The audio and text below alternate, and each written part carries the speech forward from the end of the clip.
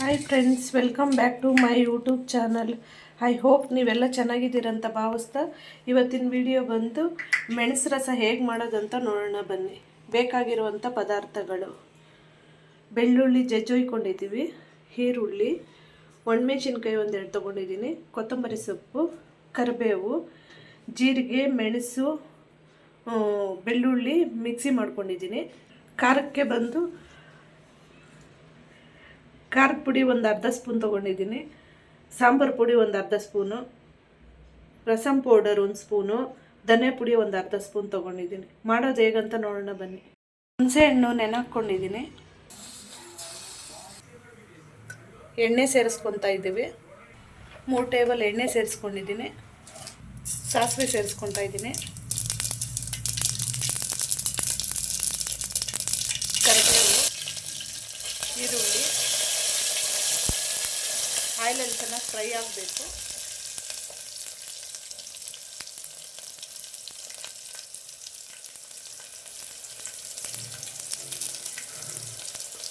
ಬೆಳ್ಳುಳ್ಳಿ ಸೇರಿಸ್ಕೊತಾ ಇದ್ದೀನಿ,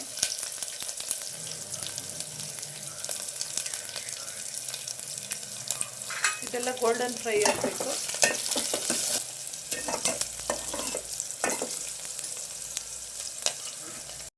ಮೆಣಸಿನ್ಕಾಯಿ ಒಂದೆರಡು ಸೇರಿಸ್ಕೊತಾ ಇದ್ದೀನಿ, ಅದು ಆಯಿಲಲ್ಲಿ ಫ್ರೈ ಆಗಬೇಕು. ಮಿಕ್ಸಿ ಮಾಡ್ಕೊಂಡಿರೋದು ಜೀರಿಗೆ, ಮೆಣಸು, ಬೆಳ್ಳುಳ್ಳಿ ಸೇರಿಸ್ಕೊಂಡಿದ್ದೀನಿ. ಚೆನ್ನಾಗಿ ಆಯಿಲ್ ಬಿಡೋ ಗಂಟ ಫ್ರೈ ಮಾಡ್ಕೊಳ್ಳಿ.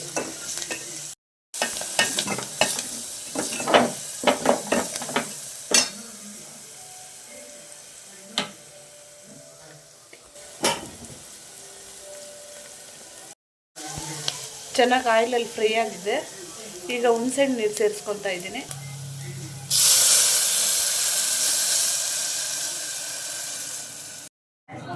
ನಮ್ಗೆ ರಸ ಜಾಸ್ತಿ ಬೇಕಾದರೆ ನೀರು ಸ್ವಲ್ಪ ಸೇರಿಸ್ಕೊಂಡು ಹೆಚ್ಚಿಸ್ಕೋಬೇಕು. ಅರಿಶಿನ ಪುಡಿ ಸೇರಿಸ್ಕೊತಾ ಇದ್ದೀನಿ,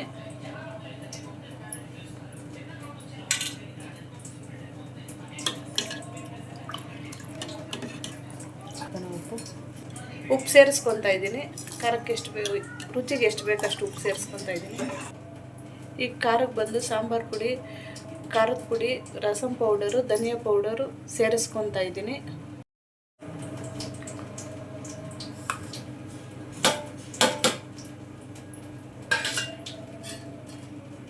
ಎಲ್ಲ ಸೇರಿಸ್ಕೊಂಡು ಒಂದು 5 ನಿಮಿಷ ಕುದ್ರೆ ರಸಂ ಬಿಸಿ ಬಿಸಿ ರಸ ರೆಡಿ ಆಗುತ್ತೆ. ಬೆಲ್ಲ ಸ್ವಲ್ಪ ಸೇರಿಸ್ಕೊತಾ ಇದ್ದೀನಿ. ಉಪ್ಪು, ಹುಳಿ, ಖಾರ ಇದ್ರೇ ರಸದಲ್ಲಿ ತುಂಬ ಚೆನ್ನಾಗಿರೋದು. ಕೊತ್ತಂಬರಿ ಸೊಪ್ಪು ಸ್ವಲ್ಪ ಸೇರಿಸ್ಕೊಂಡ್ರೆ ಬಿಸಿ ಬಿಸಿ ರಸ ರೆಡಿ ಆಗುತ್ತೆ. 5 ನಿಮಿಷ ಕುದ್ದಿದೆ.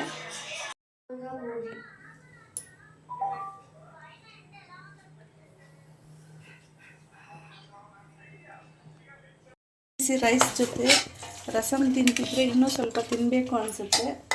ಯಾರಿಗಾದರೂ ಇಷ್ಟ ಆದರೆ ಲೈಕ್ ಮಾಡಿ, ಶೇರ್ ಮಾಡಿ, ಸಬ್ಸ್ಕ್ರೈಬ್ ಮಾಡ್ಕೊಳ್ಳಿ. ಇಷ್ಟ ಆದರೆ ಕಮೆಂಟ್ ಬಾಕ್ಸಲ್ಲಿ ಕಮೆಂಟ್ ಮಾಡಿ. ಹಪ್ಪಳ, ಸಂಡಿಗೆ.